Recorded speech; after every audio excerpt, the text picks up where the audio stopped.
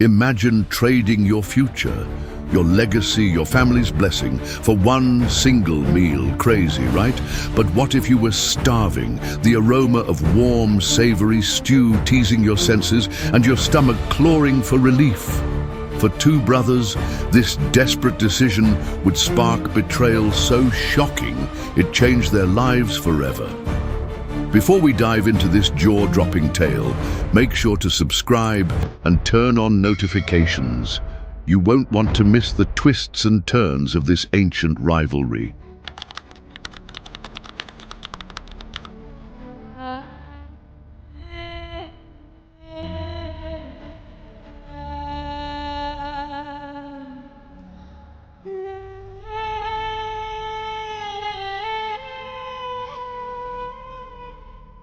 Twin boys were born to Isaac and his wife Rebekah. The elder was Esau, the younger Jacob. Twins are often alike in many ways, but Esau and Jacob were as different as could be. Esau was red and loved to be out in the fields and the forests. Jacob was dark and preferred to stay at home. Esau was his father's favorite because he hunted the venison his father loved so much. Jacob was Rebekah's favorite.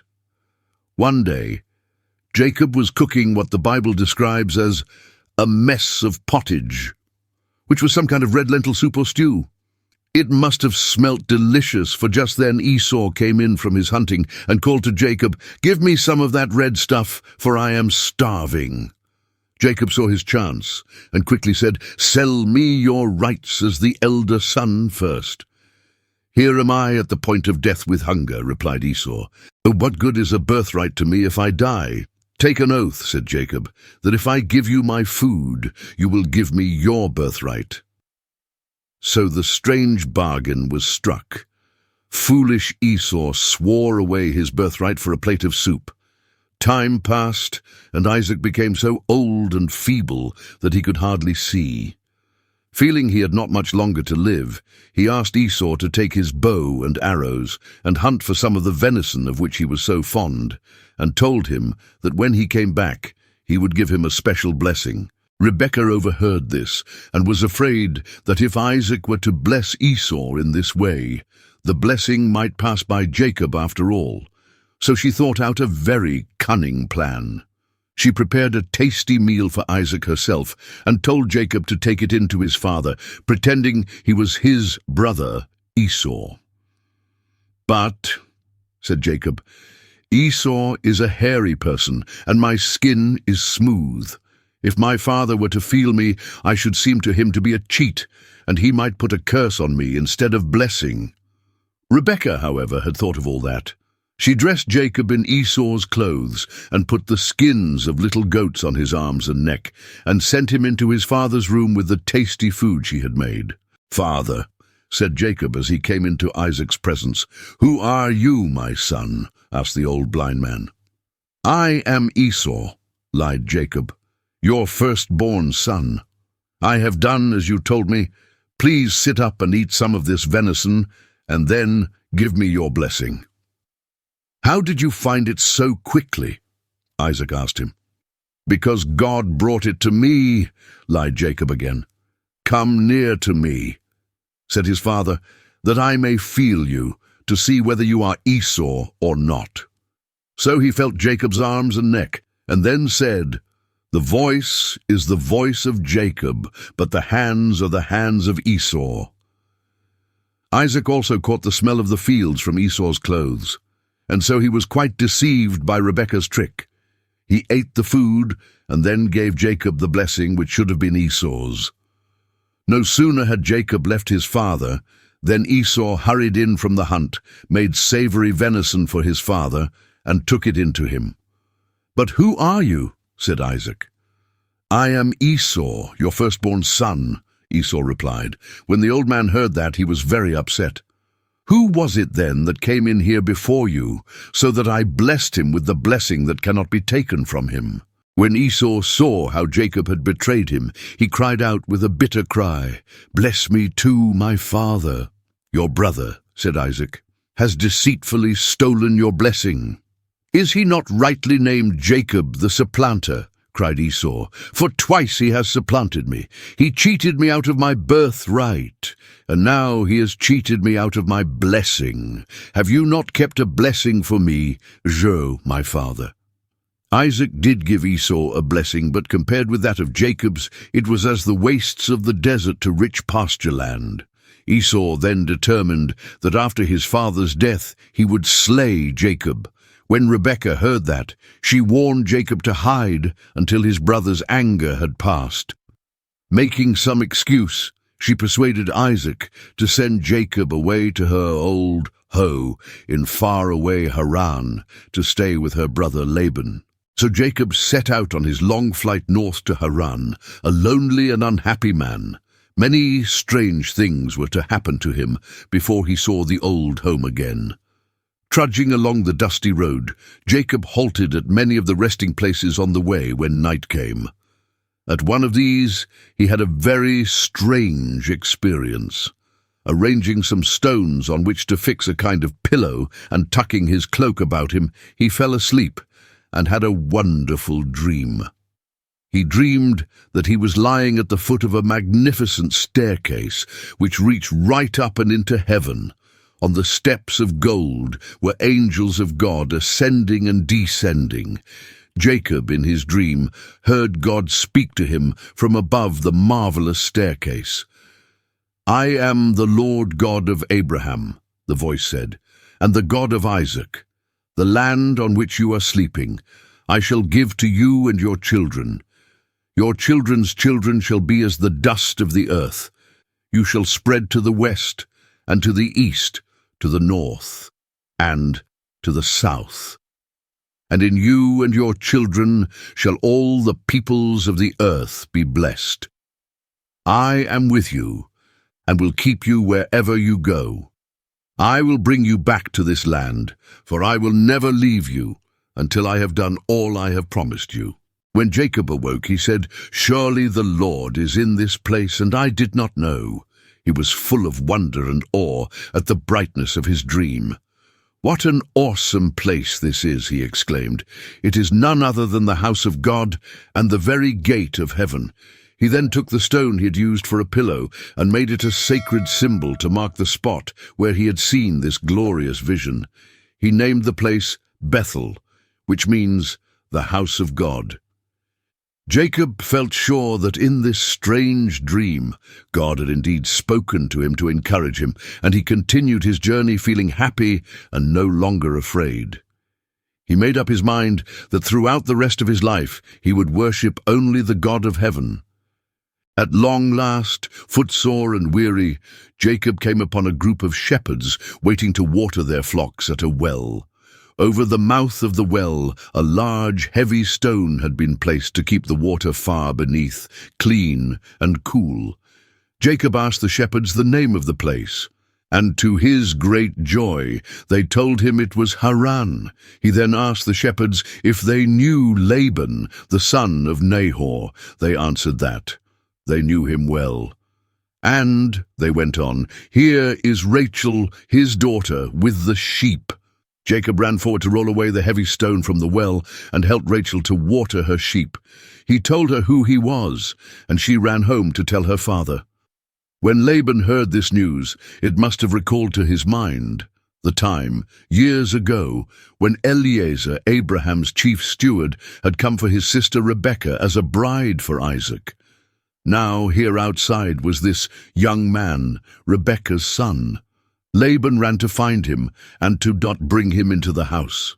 Jacob was made very welcome in Laban's home and stayed there for a month or so as a guest. Then he offered to work for his uncle. Laban had 2 daughters, Leah, the older girl, and Rachel. Leah seemed to have something the matter with her eyes, but Rachel was a very lovely girl, and Jacob fell deeply in Jove with her. Laban said to his nephew, "It isn't fair that you should work for me for nothing just because you are a relative. What wages do you want?" Jacob promptly answered, "I will serve you 7 years if you will let Rachel be my wife." Now 7 years is a long time, especially in the East, where a man has to endure the heat of the sun and the cold of the night and face many dangers. And Laban was a hard master to work for. But Jacob served 7 years for Rachel, and they seemed to him but a few days, because of the love he had for her. Then Jacob was given some of the bitter medicine he had given to his brother Esau. In the East, the bride is sometimes completely covered during the marriage ceremony so that the bridegroom cannot see her face. After the wedding service was over, and the woman Jacob had married lifted her veil, he found it was Leah he had married, not Rachel. Jacob was very angry. He said to Laban, "Have I not served you these 7 years for Rachel, as we agreed? Why have you cheated me in this cruel fashion?" His wily uncle had an answer ready. "It is against the custom of our country to let the younger daughter marry before the older. Serve me another 7 years, and you can marry Rachel too. It is customary in some parts of the East for a man to have 2 wives, and Laban, knowing that, had planned to get another 7 years' work out of Jacob. Jacob did work those other 7 years, 14 years in all, because he loved Rachel so much. Jacob lived in Haran for some years longer, and had 12 sons altogether. Of these, only one was the son of Rachel. When this baby was born, she named him Joseph, which means, "May he add."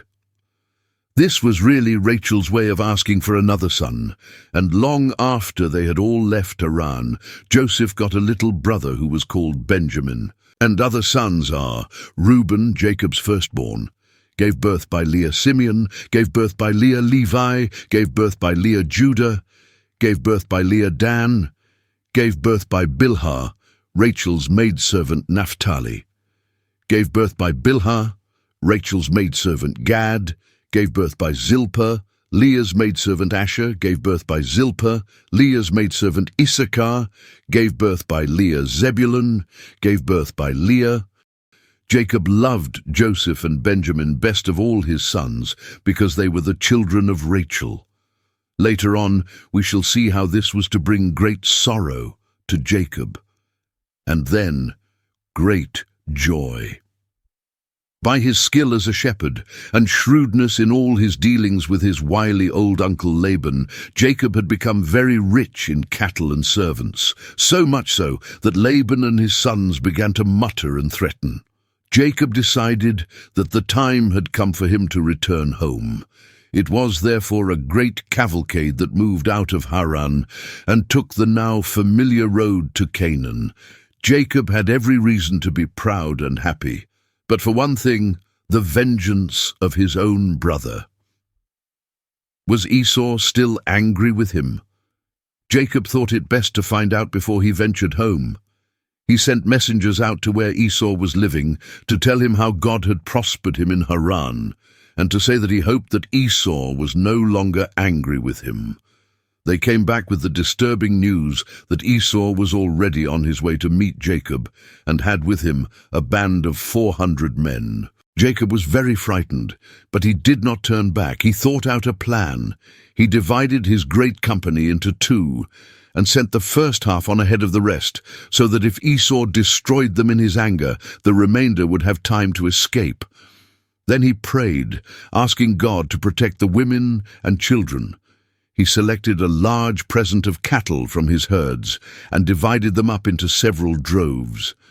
To the herdsman in charge of each drove, he said, "When Esau meets you and asks who you are and where you are going, tell him that you belong to Jacob, who is coming on behind, and that these cattle are a present from Jacob to Esau." He then spaced out the droves with a long distance between each. His purpose, of course, was gradually to build up a good impression in the mind of his brother. So he sent out all the droves and the first half of his company, and then the second across the brook Jabbok. But he remained on this side of the brook alone himself all night. Then there took place one of the most remarkable scenes in the whole of the Bible. And Jacob was left alone, and there wrestled a man with him until the breaking of the day. This mysterious wrestler found he could not overcome Jacob, so he touched Jacob's thigh and made him lame.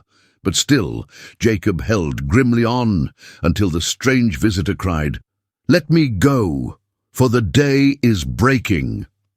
"I will not let you go," said Jacob, "except you bless me." "What is your name?" said the stranger. "Jacob," was the reply.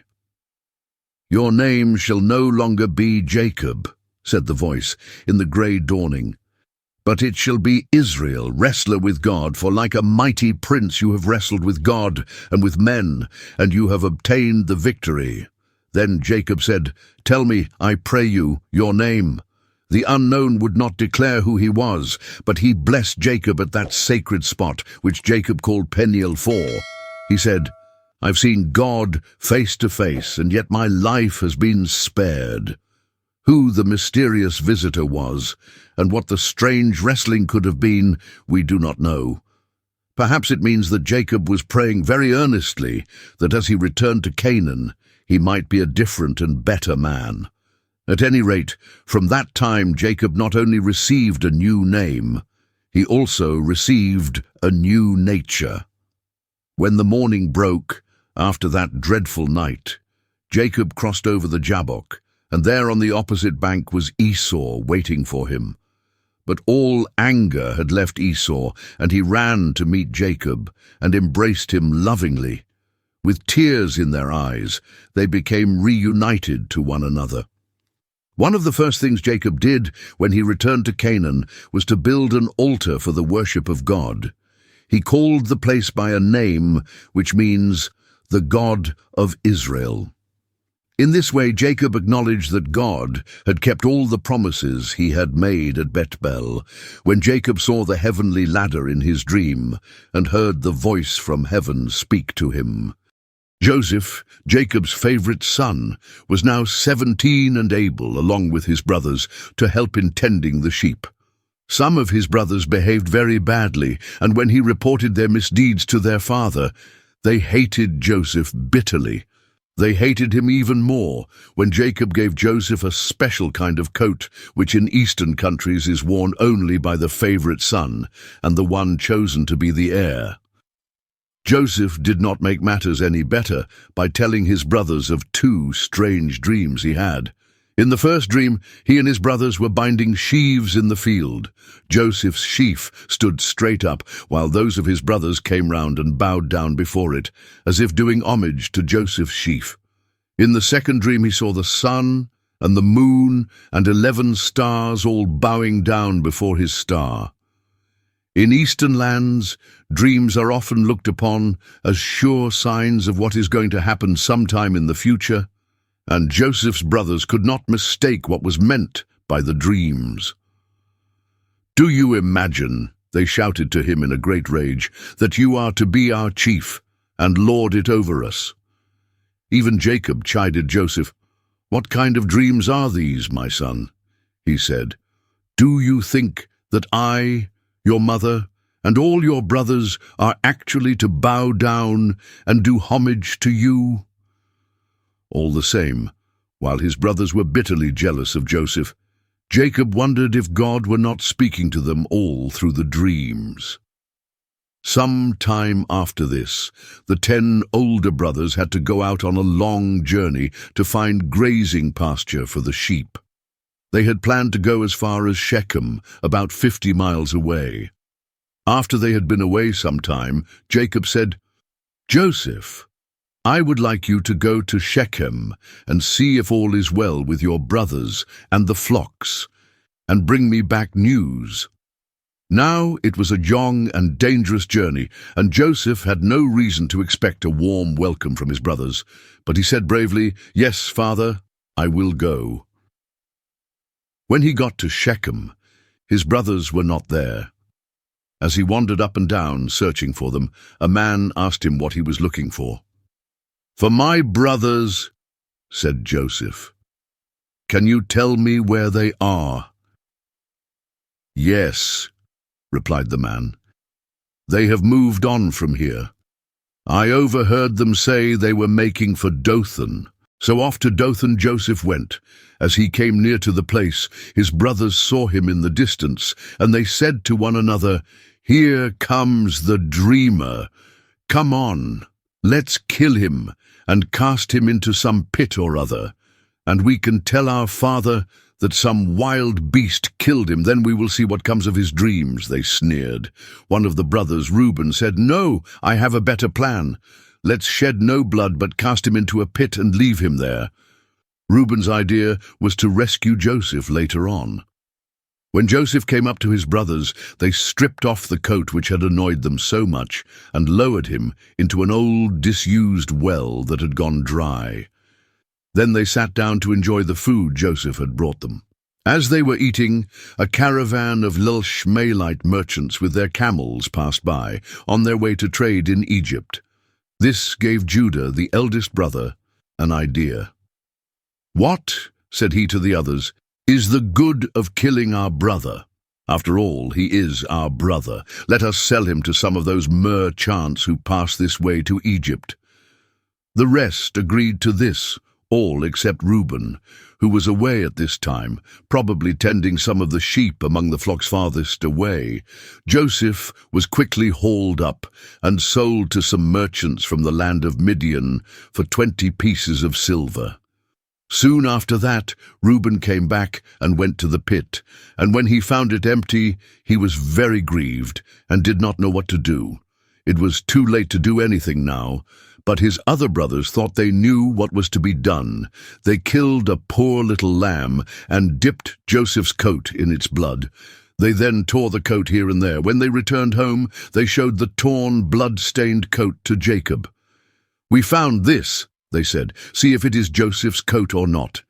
"It is my son's coat," cried the old man.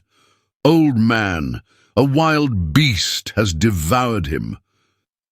The poor father was so broken-hearted that even the wicked brothers were afraid.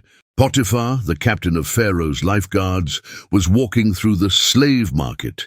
His attention was drawn to a fine-looking young Jewish slave standing with head erect, looking all around without any sign of fear. It was Joseph. Noticing the captain's interest, the Ishmaelite merchant put a high price on Joseph, but Potiphar paid the price, took Joseph to his home, and made him a servant in his household. Potiphar soon saw that everything Joseph did seemed to prosper. One old translation of the Bible says Joseph was a lucky fellow, but the real reason was that God was with Joseph. Potiphar came to see that it was better for him to leave the entire management of all his property to Joseph, which he did. But Joseph was to learn something of the evil plottings that went on in Oriental courts, and because of lies and deceit, Potiphar became angry with Joseph and put him in prison. Joseph was just as lucky in the prison as he had been in Potiphar's palace, for again God was with him. The governor of the prison almost left the running of the prison to Joseph altogether. There were at that time 2 important prisoners in the prison, Pharaoh's chief butler and his chief baker. One morning when Joseph went into their cell, he found them looking very glum. "Why are you looking so sad today?" he asked them, and they told him a very strange story. During the night, they both had dreamed peculiar dreams, which filled them with fear regarding their future. "Tell me your dreams," said Joseph, "and I will ask God to help me tell you the meaning of them." The chief butler told his dream first, and Joseph was able to tell him that within 3 days he would be restored to Pharaoh's favor. The chief baker then told his dream, but alas, for him it had a sad meaning. Joseph told him that within 3 days Pharaoh would order his execution. The chief baker was sad, but the chief butler was jubilant. Joseph said to him, "When you go back to the palace, please do not forget me, but speak a good word for me to Pharaoh, so that he sets me free too. Tell him I was stolen from my own country and did nothing to deserve being kept in prison like this." The chief butler forgot all about Joseph and did nothing to help him until 2 long years later, when something happened that made him remember Joseph, who was still in prison. One night Pharaoh, king of all Egypt, had 2 dreams which sorely troubled him. In the morning he sent for all those in Egypt who pretended to be able to interpret dreams, but not one could tell what Pharaoh's dreams meant. It was then that the chief butler remembered Joseph. He went to Pharaoh and said, "I do remember my faults this day. 2 years ago your majesty was angry with me and put me in prison, along with the chief baker. One night we both dreamed strange dreams, and in the morning a young Hebrew servant of the governor of the prison told each of us the meaning of our dreams. Everything happened as he said it would, for I was restored to my place and the chief baker was hanged." Then Pharaoh sent for Joseph, and what a stir took place in the prison that day. Joseph was washed and shaved and dressed in clean clothes and taken into the presence of the mighty Pharaoh. Pharaoh said to Joseph, "I have dreamed a dream which nobody can interpret for me. I've heard that you can tell the meaning of dreams." Joseph replied, "I can only tell what God gives me to say." Then Pharaoh told Joseph, "I dreamed that I was standing on the banks of the Nile, when 7 plump, fine-looking cows came up out of the river and grazed on the bank. After 7 other cows came up, thin and starved-looking, such as I never saw in all the land of Egypt for poor quality. As I watched them, the 7 thin cows ate up the 7 fat cows, but remained as thin as they were before. Then I woke up. I dreamed again, and this time I saw 7 ears of grain growing on one stalk, and they looked full and good. Then I saw 7 other ears sprouting up, but these were poor and thin-looking, blasted by the east wind. And the thin, withered ears devoured the full and good ears. I told all this to the magic workers of Egypt, but they could not tell me the meaning of the dreams." Then Joseph said to Pharaoh, "The 2 dreams are really one. God has shown Pharaoh what he's about to do in Egypt. The 7 fat cattle and the 7 ripe ears represent 7 years. The thin, starved cattle and the dried-up grain are also 7 years. Egypt is going to have 7 years of good harvests and plenty of everything, followed by 7 years of such terrible famine and scarcity that the years of plenty will be completely forgotten. The fact that the dream was doubled means that the matter will be sure and swift." Then Joseph went on to advise the king what to do. "Let Pharaoh," he said, "appoint a wise and careful person and put him in control of all Egypt. Let him, under the authority of the king, have officials to help him collect all the spare food during the 7 years of plenty and store it. The food can then be kept until the 7 years of scarcity, and in this way the people will not perish when the famine comes." The mighty Pharaoh felt that what this slave from the prison had told him was both true and wise. He agreed that some such plan as Joseph had suggested should be put in hand at once. But where in all his great empire was he to find the man who could carry through such a colossal task? As Joseph was telling him the meaning of his dreams and how to heed their warning, Pharaoh realized that God was with Joseph. "Can we find such a man as this, in whom the Spirit of God is?" he asked his counselors. Then, turning to Joseph, he said, "Since God has shown to you all those things that are about to happen in Egypt, there is none so good or so wise as you are. I shall put you in charge of my palace. All my people will do just as you tell them. Only on the throne will I come before you." Pharaoh took the royal signet ring from his own finger and put it on Joseph's. This was the ring with which Pharaoh sealed all the official decrees. He dressed Joseph in royal robes and put a golden chain of high office round his neck. He also gave Josephn the 2nd royal chariot, and officials ran before it, calling to the people, "Bow the knee." So Joseph became Prime Minister of Egypt when he was only 30 years old. Joseph immediately set to work. He personally surveyed the whole land and set up a great system of storehouses all over Egypt.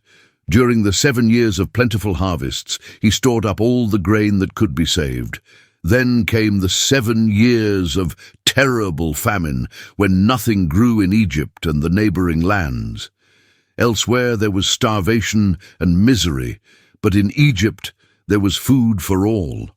When the people cried to Pharaoh for bread, he said, "Go to Joseph and do what he tells you." So Joseph sold the grain to the people, taking care that each person had only his or her proper share. It is the first system of rationing recorded in history.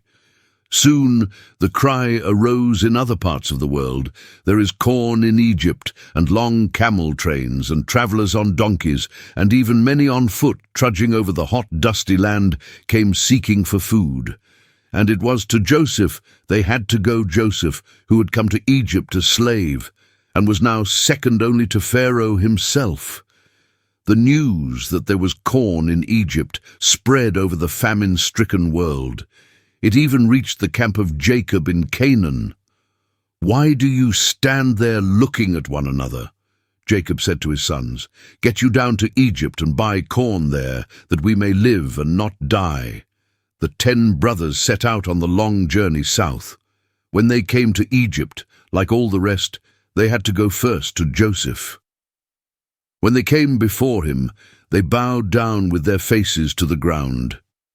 Joseph's dream had come true. He recognized them, but they did not recognize him.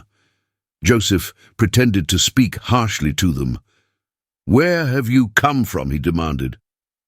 "From the country of Canaan, to buy corn," they replied. "You are spies." "You have come to see the state of our country," said Joseph sharply to them. "We are true men, not spies," they all protested. "We are 12 brothers.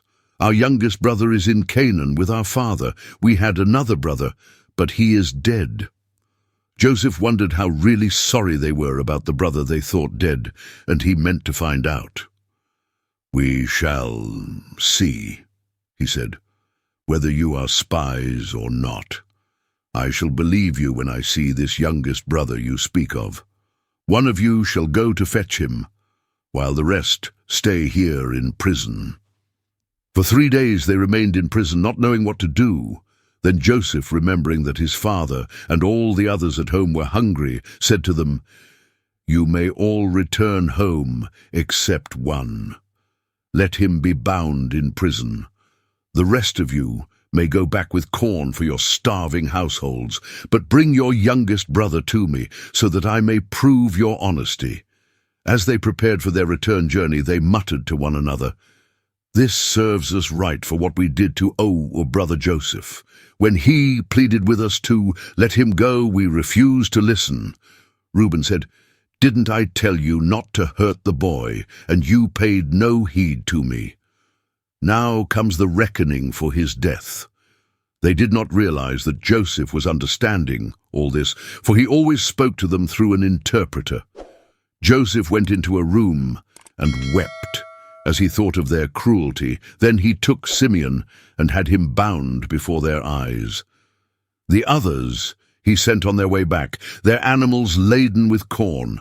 Before that, however, he had told his servants to put each man's money back in his sack and to give them provisions for the journey home. At the first halt, one of the brothers opened his sack to get corn for his ass and then shouted, "Look here! My money is back in my sack."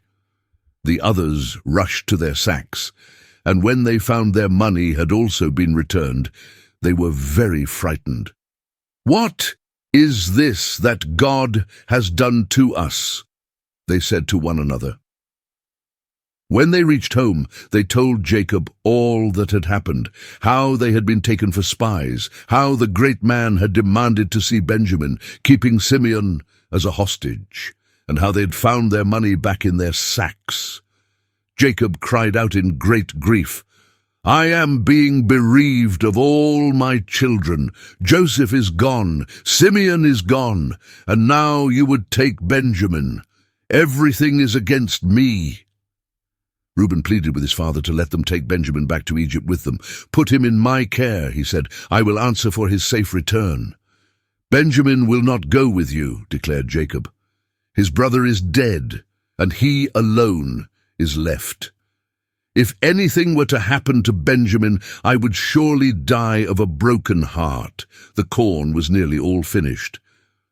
"Go again to Egypt," said Jacob to his sons, "and buy us a little food." The man firmly warned us that he would not see us again unless Benjamin was with us. Judah, Jacob's eldest son, reminded his father. Once more, Judah pleaded with Jacob to allow Benjamin to go with them, promising faithfully to be responsible for the boy. At last, Jacob had to agree, so he told them to take a little present to the great man and double the money, in case there had been some mistake last time. So Benjamin went with the others to Egypt, and came face to face with the brother he hardly knew. Joseph ordered that they should all be brought into his house. The brothers were afraid this was because of the money found in the sacks, but Joseph's cheat steward told them not to worry, but to accept it as a gift from God. He then brought Simeon. When Joseph came home from his official duties, they presented their father's gift to him, bowing low to the ground. "Is your father well?" was Joseph's first question. "Is he still alive?" They assured him that Jacob was alive and well. "And is this your youngest brother?" said Joseph, and turning to Benjamin, "God be gracious to you, my son." Overcome at seeing Benjamin, Joseph had to retire to his own room, and there gave way to his tears. Returning to his brothers, he invited them to sit down to dinner. Joseph sat at a separate table because Egyptians would not eat with Hebrews. Two things amazed the brothers. They had been placed at their table, according to their ages, and while special items of food were being sent to their table from Joseph's, Benjamin received better portions than any of the rest. Joseph then told his steward to fill the brothers' sacks full, to the top with corn, and again to put the money back in each man's sack. "And put my silver cup in the mouth of the sack of the youngest," he said to the steward. In the morning, the 11 brothers set out for home, but they had not gone far when they were overtaken by Joseph's steward. "Why have you stolen my master's silver cup?" he demanded of them. "Why?" they said in amazement. "We would never do such a thing. If the cup is found in any man's sack, let that man die, and the rest of us will be the governor's slaves." The steward began with the eldest, and went down the line until he came to Benjamin's sack, and there, to their horror, was the silver cup. Sad and puzzled, they returned to Joseph's house, and Judah spoke for them all. "What can we say? How can we prove our innocence? We can only submit ourselves to whatever punishment is ordered for us."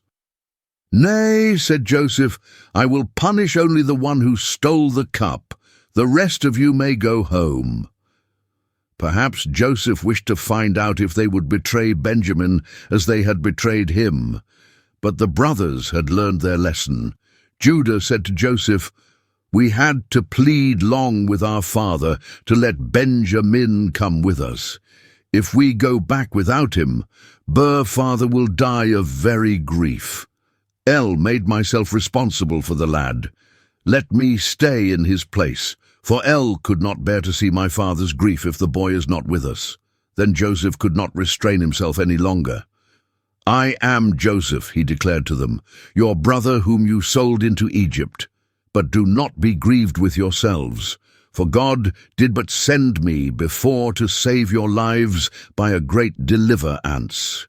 Hurry back to my father, tell him Joseph is alive and the ruler throughout Egypt. You shall all live near me in the sheep country of Goshen, and I will provide for you all during the remaining 5 years of the famine." Pharaoh was greatly pleased when he heard the news, and ordered that a special wagon train be organized to take food and presents to Jacob, and to bring him and all his household down to Egypt in honor and comfort. When the brothers got home, they ran to Jacob with the wonderful news. Joseph is still alive and is governor over all Egypt. At first Jacob could not believe them, but when he saw the wagons, he said, It is enough. My son Joseph is still alive. I will go and see him before I die." Then Jacob and his household, 70 in all, set out on the journey. And on the way God said to him, "Fear not to go down to Egypt, for I will make you a great nation there. I will go with you, and I will surely bring you back again." Joseph went out in his royal chariot to meet his father, and what a wonderful meeting that was. Jacob said to Joseph, "I am content to die now that I have seen you again for myself." So the Hebrews settled in the land of Goshen and were in Egypt for hundreds of years. All that time they grew in numbers and so prospered that they became a powerful community.